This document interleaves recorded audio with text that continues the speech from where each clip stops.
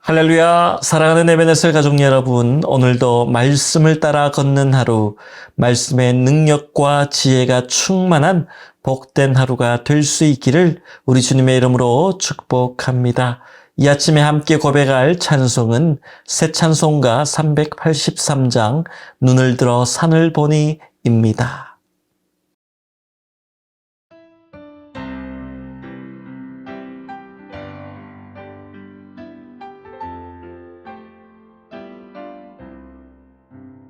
눈을 들어 산을 보니 도움 어디서 오나. 천지 지은 주 하나님 나를 도와주시네. 나의 발이 실족 않게 주가 지키며 택한 백성 항상 지켜 길이 보호하시네. 도우시는 하나님이 내게 그늘 되시니.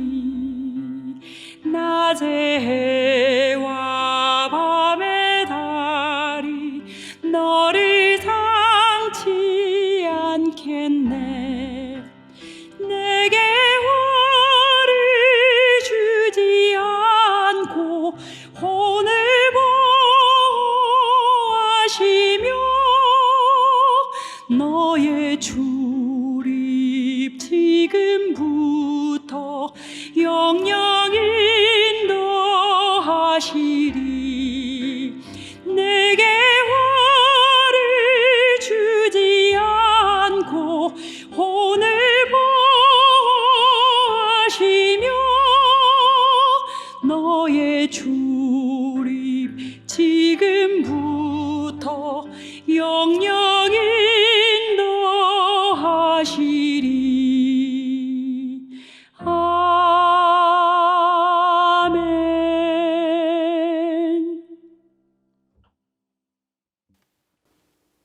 오늘 우리에게 주시는 하나님의 말씀은 시편 144편 3절로 11절까지의 말씀입니다. 여호와여, 사람이 무엇이기에 주께서 그를 알아주시며 인생이 무엇이기에 그를 생각하시나이까.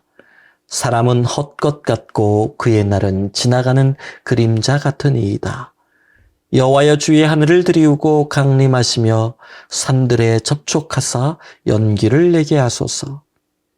번개를 번쩍이사 원수들을 흩으시며 주의 화살을 쏘아 그들을 무찌르소서. 위에서부터 주의 손을 펴사 나를 큰 물과 이방인의 손에서 구하여 건지소서. 그들의 입은 거짓을 말하며 그의 오른손은 거짓의 오른손이니이다. 하나님이여, 내가 주께 새 노래로 노래하며 열줄 비파로 주를 찬송하리이다. 주는 왕들에게 구원을 베푸시는 자시요 그의 종 다윗을 해하려는 칼에서 구하시는 자시니이다. 이방인의 손에서 나를 구하여 건지소서. 그들의 입은 거짓을 말하며 그 오른손은 거짓의 오른손이니이다. 아멘.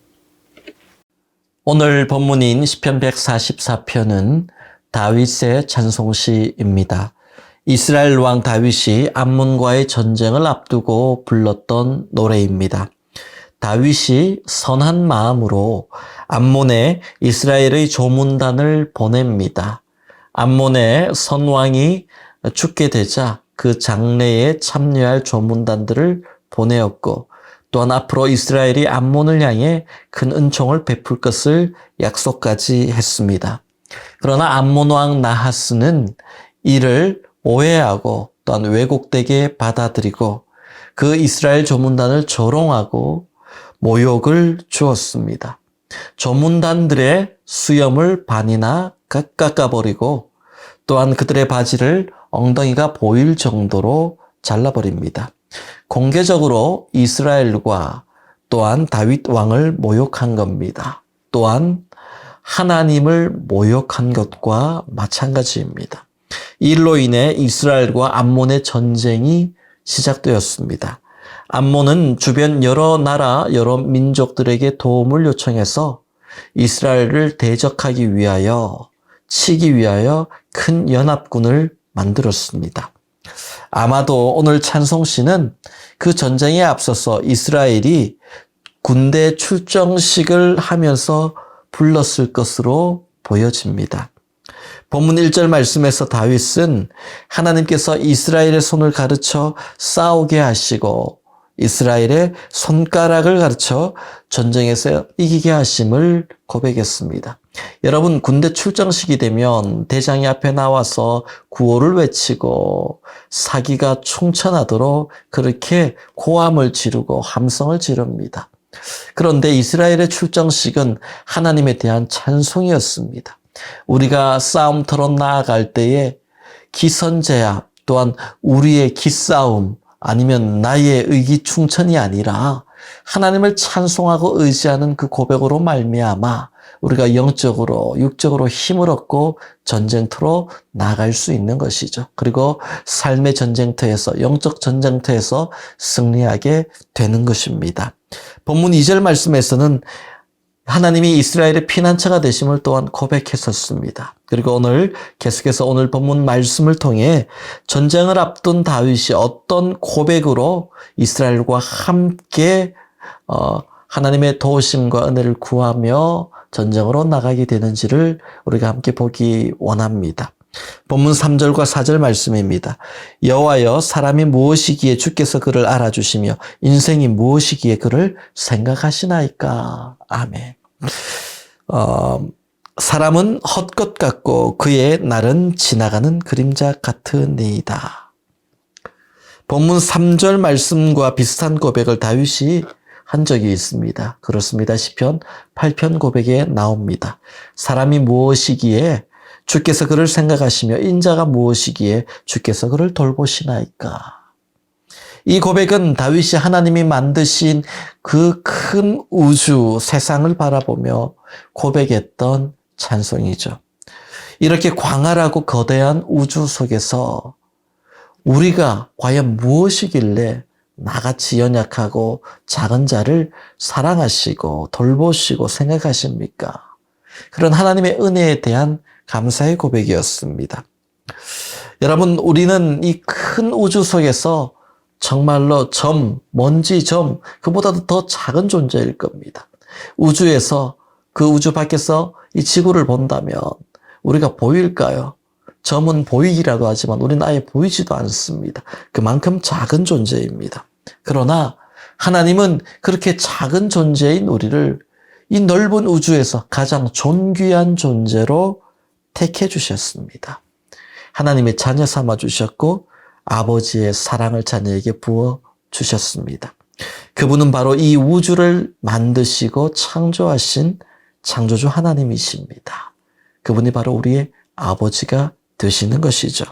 하나님 앞에서 내가 작고 연약한 존재임을 우리가 고백할 때에 우리는 비로소 크신 하나님을 만나게 됩니다. 내가 크다, 내가 강하다라고 생각하면 크시고 강하신 하나님을 만날 수 없는 것입니다. 지금 다윗은 암몬과의 전쟁을 앞두고 자신의 연약함을 하나님 앞에 고백하고 있는 것이죠. 출정식에서 우리는 할 수 있다, 힘이 있다, 강하다, 능히 이긴다, 이것도 중요하지만 하나님 앞에서 나의 연약함을 고백하고 있습니다. 다윗이 자신의 연약함을 고백할 위치에 있는 사람이 아닙니다. 강한 나라 이스라엘의 왕입니다. 충분히 교만할 수도 있는 위치입니다. 그러나 전쟁을 앞두고 다윗은 하나님의 위대하심을 고백하고 또한 반대로 한없이 부족하고 연약하고 작은 자신의 모습을 겸손히 고백하며 하나님 앞에 엎드렸습니다. 여러분, 만약에 하나님은 위대하시고 우리는 연약합니다. 이 고백으로 끝난다면 무슨 의미가 있겠습니까?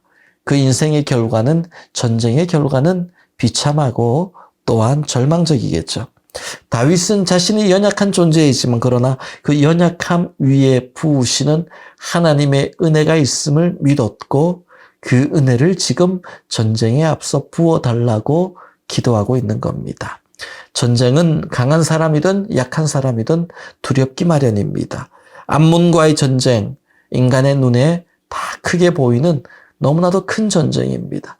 수많은 민족 연합군이 만들어지고 그리고 그 연합군이 우리의 대적이라고 생각해 보십시오. 무섭고 두렵고 떨리는 전쟁입니다. 큰 전쟁입니다. 그러나 그 큰 암몬과의 전쟁도 인간의 눈에는 크게 보이지만 하나님의 눈에는 이 우주 만물을 만드시고 다스리는 하나님에게는 능히 해결하시고 이기실 수 있는 작은 일에 불과한 것을 우리는 믿어야 합니다. 시편 24편에서도 다윗은 하나님을 전쟁에 능하신 주라고 고백하죠. 여러분, 하나님 앞에서 나의 연약함을 고백하는 것은 부끄러운 일이 아닙니다. 나의 약점이 드러나서 그것이 나를 망하게 하는 것이 아닙니다. 나의 연약함 위에 하나님의 은혜가 임합니다. 아파야지 의사의 손이 그 위에 임하고 또한 우리가 연약함을 고백해야 전능자의 손이 그 연약함 위에 임하는 것처럼 그렇게 우리가 연약함을 고백하며 나아갈 때에 하나님의 위대하신 은혜가 우리의 연약함을 덮고도 남음이 있을 줄 믿으시기 바랍니다. 내가 강하다라고 생각하는 사람은 하나님의 은혜를 알 수 없습니다. 그 능력을 경험할 수 없는 것이죠. 그래서 연약함을 고백할 때 은혜가 임한다. 여러분 꼭 기억하시기 바랍니다. 강하신 하나님께서 전쟁을 앞둔 또한 전쟁 중에 있는 하나님의 백성들을 어떻게 도와주십니까? 오늘 본문 5절과 7절 말씀을 보십시오. 여호와여 주의 하늘을 들이우고 강림하시며 산들에 접촉하사 연기를 내게 하소서. 번개를 번쩍이사 원수들을 흩으시며 주의 화살을 쏘아 그들을 무찌르소서. 위에서부터 주의 손을 펴사 나를 큰 물과 이방인의 손에서 구하여 건지소서.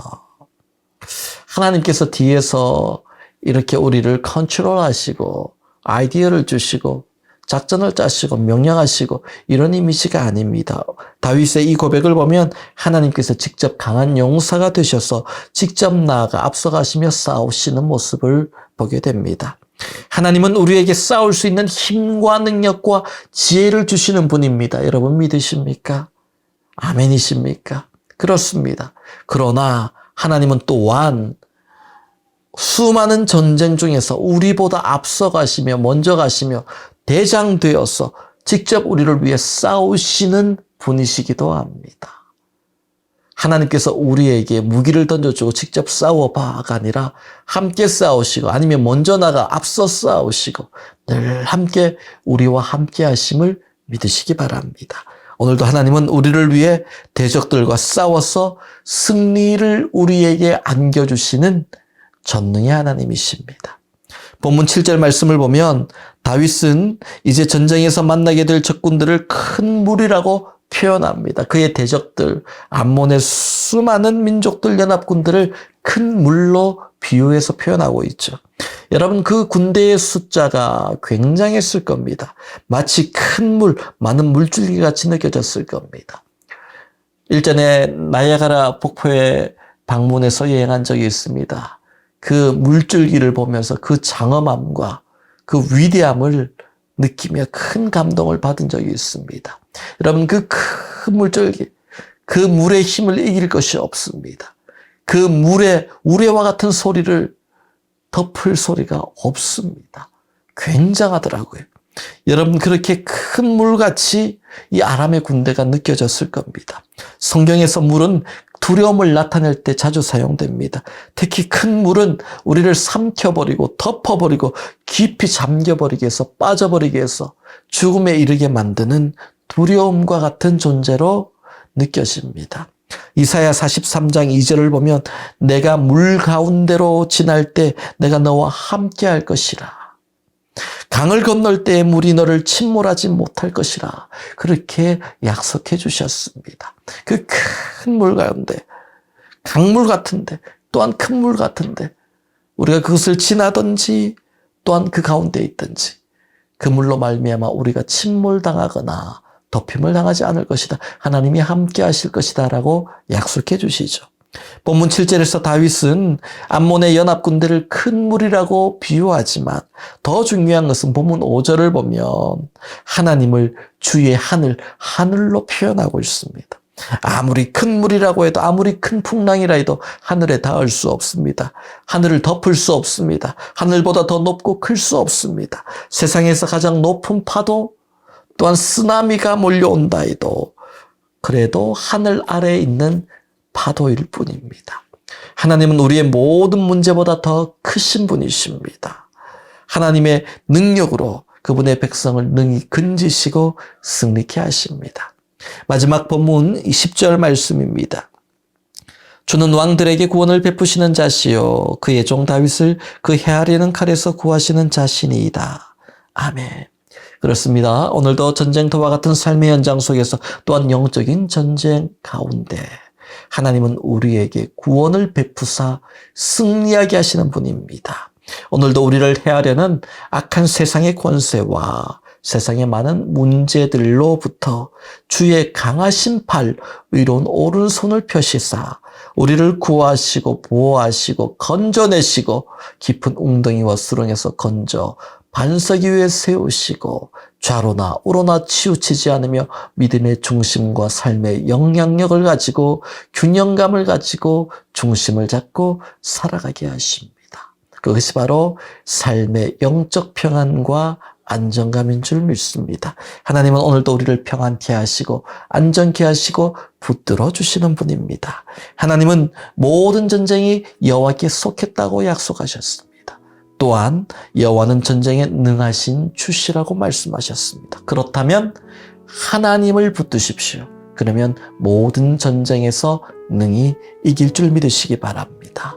구원자 되시는 하나님, 보호자 되시는 하나님, 인도자 되시는 하나님, 우리의 대장 되시는 주 예수 그리스도를 붙들고 그분과 함께 담대히 나가 오늘도 승리하며 승리의 찬송을 부르는 복된 하루가 될 수 있기를 주님의 이름으로 축복합니다.